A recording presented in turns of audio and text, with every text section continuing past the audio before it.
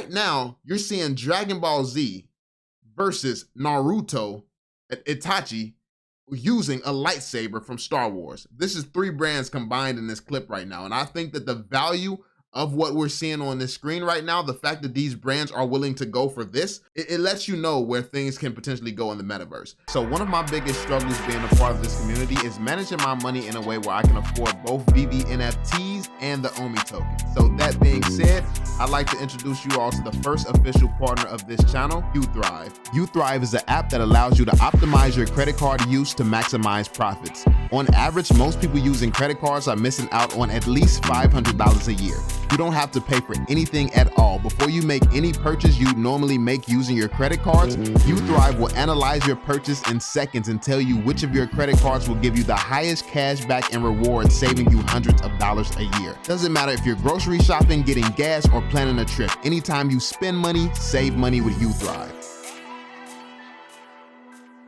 Yo, what is going on, y'all? I'm Cavell Anderson, and we're back with another Veve and Ecomi video. In this one, we're going to be touching on some big topics that's going on in the community right now, such as interoperability, some of the things that people are seeing as negative, some of the things that people are seeing as very, very bullish, and I'm going to break down some of the gaming side and what I see that I believe will single-handedly be able to take Veve to the $1 trillion company mark. Like, I don't think that there's no doubt in my mind if they're able to deliver, this happens. But the only thing at this point is, are they going to be able to deliver? Like, what partnerships are they going to get? Like, are they making the right moves there? They have the vision, they have the setup. Everything is perfect for them to take over and really get to the point where we can see the Omi token at $10. Like, seriously, no, I don't be trolling when I say that. This is genuinely, if you understand gaming, if you understand every aspect of what they are doing as far as the NFT space.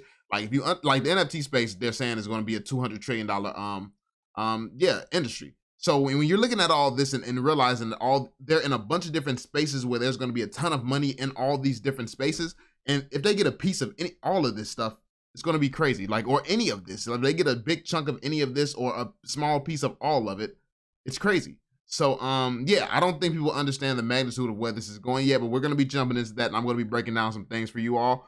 But before we jump into it, be sure to drop that thumbs up, subscribe, and turn on notifications, and also shout out to Tamara for actually sending me this over on the Patreon. So I was looking for the people who made the game in the last video that we saw, where they, because I had never seen, I'd never seen their work before. So she actually sent me the video. So this was crazy. So this is some stuff that they've been working on, I guess. Look at this. Wanted to go for a drive, take the new truck for a spin, but I figured, why not do it in style? That's crazy. Sheesh, she looks pretty. All right, let's climb in and check her out. Where we're going, we don't need roads. Like, how you do that?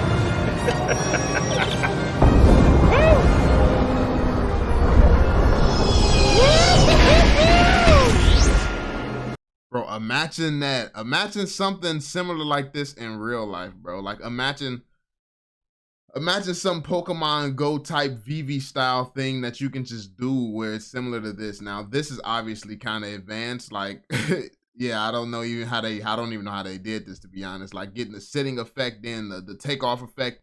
But imagine something like this in the physical world, some type of mini game where you can do something outside and play with your friend. Like, even just something as simple as a Pokemon battle where you can sit there and look at the Pokemon, you outside looking through each other's phones.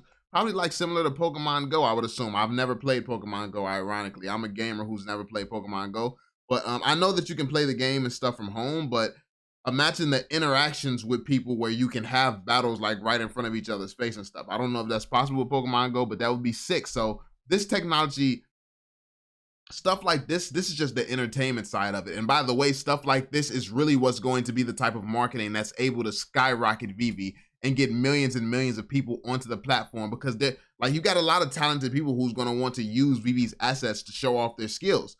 Like, this is one of the biggest.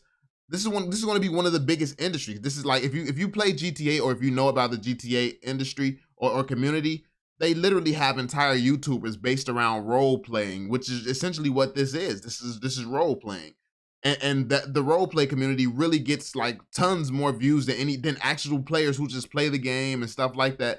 Like it's about the community, it's about the experience, it's about the fun, it's about living a life that's, you know, that's interesting. It's in a digital space. Like that's what GTA is for most people. So when you consider that and you understand that aspect of gaming, you see the massive potential that's here, because in GTA you don't even have access to a fraction of the assets that Veve has. Now don't get it twisted. GTA obviously does a lot of work and put a lot of time into their assets, but it gets way deeper and way better. So yeah, like this can go so hard, man. This can go so crazy. Surfing. Look at this. All right, let's see how this works. Like, look at that. Oh, yeah. Let's go! Let's go! Woo! Hi! You going to New York Comic Con? We're so Who that? I thought that was David or something. exotic! Woo! Wow, that was crazy. Like, so you see all these, you see this level of talent right here. Like the person who created this is obviously talented, very talented. So this is the caliber of people that Veve is actually getting attracted to this project, and they're doing amazing work like this. This work is actually insane. It's something that all of us could see, love, and be entertained by. And then you got people like Child Crazy out here. I believe that's how you pronounce it. Child Crazy. And he makes amazing content too. I just recently watched one of his videos with all the community in it, and it was dope. It was a dope experience. So you have people who does the type that he does. Then you have these people going over the top using like crazy skills and doing it. Like you're gonna have multiple different types of content, and they're all gonna be entertaining. They're all gonna cater to certain audiences. It's gonna be amazing. And this is just the beginning. We're just scratching the surface of this. But then jumping into another one here. I actually saw a comment that says Veve won't allow interoperability for 100% of its catalog. See the video. Now, it's not that I don't think Veve will allow interoperability. It's just that I don't think that they will allow them to take everything off of the platform. I believe interoperability is definitely going to come for everything. It's just when people say interoperability, they want you to take it to other platforms, most of which these platforms probably won't even be around in the next 10 years. The reason that these IP come to Disney is because they have 10, 20, 30 plus year rollouts. Like they have a plan for the future. Most of these companies are just opportunistic people trying to take advantage of the current situation. While this is something that David Yu was planning and building before this technology even existed. This is something that he wanted to do. And once the technology came to where he could do it, this became a passion to get this to work. So it's different. Like, as a crypto investor, as somebody who's big on ownership and wanting to feel like what's yours is yours, we live in a world where nothing is yours. Your house is not yours. Like anything can be taken from you. You're not going to have full ownership over anything. So getting into this mentality where, oh, I have full control, I have this, I have that, I guarantee you if the government wanted you, like there's some loophole they could use to get access to your stuff, man. Like, and what are people going to do? Be outraged, protest? Like there's all type of stuff that people don't want to go on and that shouldn't go on that goes on. This is life. This is the world that we live in. So you have to accept the fact that you're never going to have like this 100% just freedom and all that stuff that you think that everyone maybe wants. It's just not going to happen, man. So the interoperability, I believe, will be more so tied to Veve because this is the platform that they believe in. And this is honestly more valuable. This makes Veve much more valuable if these brands will not allow themselves to be taken off of Veve and they only want their stuff to be on Veve. It's very much more valuable because then you have to come to Veve if you want these brands. Yeah, you can argue all day long with people in the NFT space and the crypto space. Oh, they can't be taken off of Veve and Veve's Veveverse and Veve related things. They can't be taken off of this stuff. You can argue all day long if it's a real NFT or not, but the fact of the matter is it's on the blockchain. There's no argument. People making these debates are just pouting because they can't do what they want to do. And that's why people get into crypto, to have the feeling of being able to do what you want to do. Transfer money and don't have to wait on no timeline for people to send your money and stuff like that. Like you can do what you want to do when you want to do it. And I don't think that's never going to be IP friendly. Like that's not IP. Does that even sound IP friendly? You can take somebody's IP that they've built up over 100 years and do whatever the hell you want with it. Like does that sound like something that a lot of these companies are going to be doing? It's absolutely not. Which means that the value is going to be the fact that they don't want it off of Veve related things. So these companies they're invested in Veve already. They're invested in Veve's plan and in Veve's strategy. And Veve is going to be creating things and creating experiences around this stuff where the audiences who come to Veve for these brands, they're going to be entertained. We know that the Veveverse is coming. We know that the MCP is coming. We know that all this stuff is coming that's going to bring more value to the people who love these brands. It's just a matter of them building it out. So people want this interoperability and want to be able to, oh, I want to store it in my wallet. I want to store it. I want to be able to put it on OpenSea and things like that. A whole bunch of stuff that's not actually important because the whole ecosystem is going to change. Right now, we're in the era where people only use NFTs to trade JPEGs or to sell them on different platforms and stuff like that. Like they only do this for money. The fact of the matter is everything that like games is going to use NFTs. Everything that you do online is going to have NFTs involved. So there's going to actually be true use cases for everything that you do. So putting this stuff in a wallet, taking it to some random site, like because if you take it off of Veve, you don't even you only have a picture at that point. Like you only have a picture left over. Like if you actually utilize Veve's interoperability, you take a picture off of Veve that's now worthless because it does like what does it do elsewhere? It's just a random picture. It's not even a 3D model or anything. It's just a picture. But at the point where you put it on Veve, it's a model that has access to the Veveverse. It has different forms of utility. Once they add that stuff in, it's just much more valuable within the Veve ecosystem. So why would it's not logical for a brand to want it to come out of the Veve ecosystem. But the thing is, people who are from the crypto space just can't imagine Veve pulling this off and creating that experience that everybody wants to be a part of. So, I mean, they're not even thinking about it like that. Like, it's just, the community is, the crypto and NFT community, they're used to a certain thing because this was the first thing that happened when they first joined this space. They're not thinking about the evolution of this space. Things are going to change. Things are going to be different. The big dogs are coming in and Veve has them all partnered with them. So, at this point, things are going to change and you have to get with it. That's just what it is. He said Disney invests in a layer 2 blockchain on Ethereum, Polygon, 3 terms of service, is specific part, see specific part down below.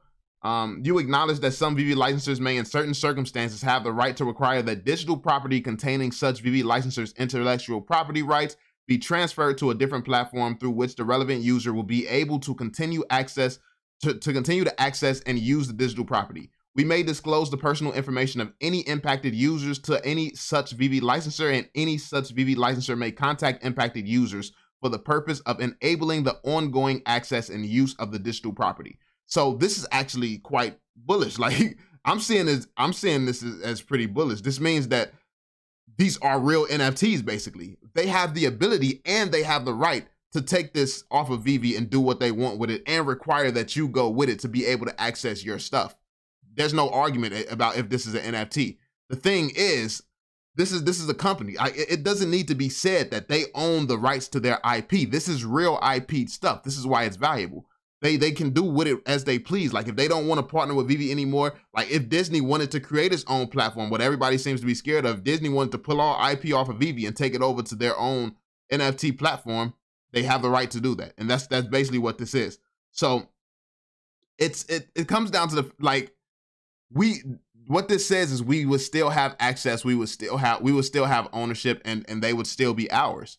Now, obviously, I don't think that many people will be using this, but I mean, you never know. Some companies might just not be happy with their Veve experience or want to do better or think that they can do better. So, I mean, you never know. You never know what's going to happen. I actually talked about an interesting topic about some stuff that I haven't shared on the channel. I mean, there's some stuff behind the scenes that, I mean, join the Patreon if you want exclusive information and stuff like that. I sometimes talk about some stuff that people don't know about. So, yeah.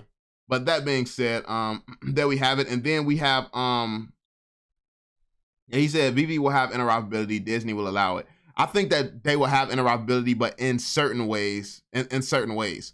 So I think that interoperability, as far as taking something from Veve, putting it in the Veveverse, or taking it over to Disney, I think that that'll be allowed. But I don't think that you'll just be able to take it to OpenSea, take it to IMX, do whatever you want to do with it like that. I don't think that they're going to allow it like that, where you can just literally do whatever. There's probably going to be restrictions, and as there should be. These are very valuable IPs, and this is the proof that he posted as well.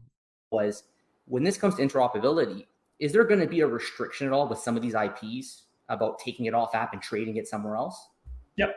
Yeah, some of them, we've always kind of said this, we've been very open book about it from the start, that some of them just won't go for it, right? And some of them will take longer to go for it. So I've always been of the opinion that the artists, the independent representation, right? They represent themselves and their own works, obviously have much more freedom.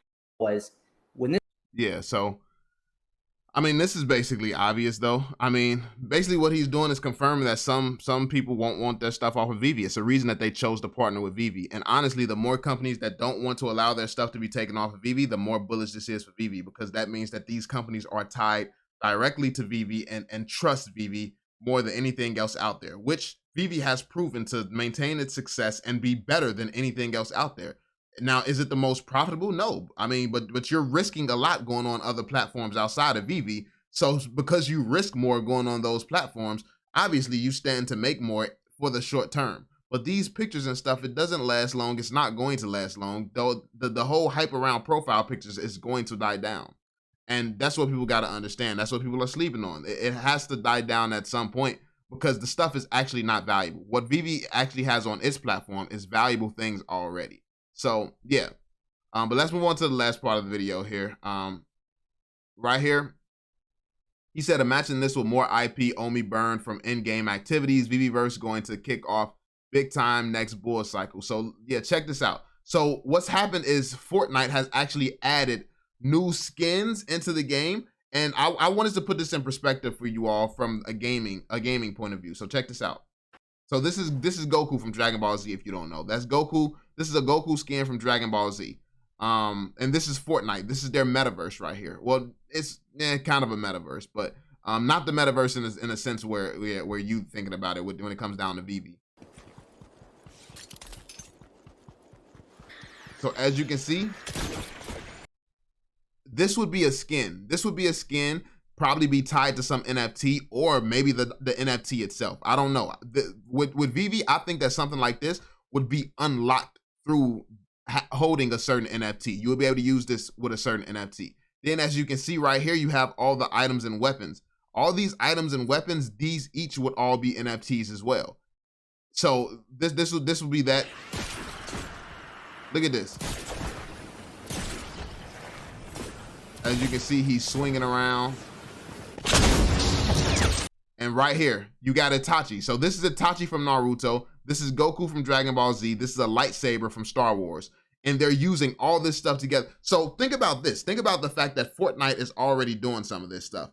So Fortnite, right now, you're seeing Dragon Ball Z versus Naruto, Itachi, using a lightsaber from Star Wars. This is 3 brands combined in this clip right now. And I think that the value of what we're seeing on this screen right now, the fact that these brands are willing to go for this, it lets you know where things can potentially go in the metaverse. Now, the big concerning topic and the concerning question may be, if Fortnite is already doing this for free, what is the point of buying a crazy expensive Veve NFT to do the same thing?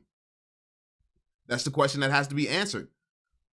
What type of business model are you going to create that's going to be valuable enough that people are going to pay to take part in your experience when Fortnite has something like this for free?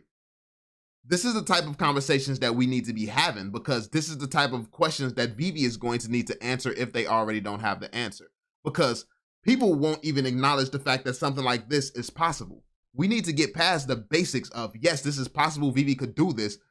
We need to start getting to the why would people take part in this on Veve if they can get this for free. The community comes together, starts brainstorming, thinking up ideas, thinking of reasons why. I mean, it solves a problem. Like, the thing is, people run into a problem and give up. That's not the mindset of a business owner and a CEO, but a lot of people are not business owners. A lot of people are not of that mindset, but we need to be. This is the mindset that you need to have. You need to be able to solve problems. The first sign of a problem, people are like, oh, I regret this investment. No one's ever going to pay with this experience. People will pay if they have an incentive to pay and a reason to pay. And I mean, technically, this is not a free experience. So the lightsaber comes free in the game for sure. But the Goku skin and the Itachi skin, you had to pay for those. And I believe those are $10 each. So that's $20 right there on the screen. Now, obviously, a Veve NFT will be more expensive than that. But at the same time, you could probably make it, you could probably rent, in Veve, they could probably make it so you can rent it out for the same thing, or potentially rent it out even cheaper. So, I mean, yo, this is just me brainstorming, me breaking some stuff down for you all, giving you all some stuff to think on in a different perspective. Let's see. Took him out. Man, took Itachi out like that. That's crazy. But yeah, let me know what you all think. Let me know how you all feel about this, everything that we've covered in this video. It was a lot of information, a lot of stuff to talk about. But yeah, let me know how you all feel. Drop that thumbs up, subscribe, and turn on notifications. And yeah, I will catch you all on the next one, fam. Peace out, yo.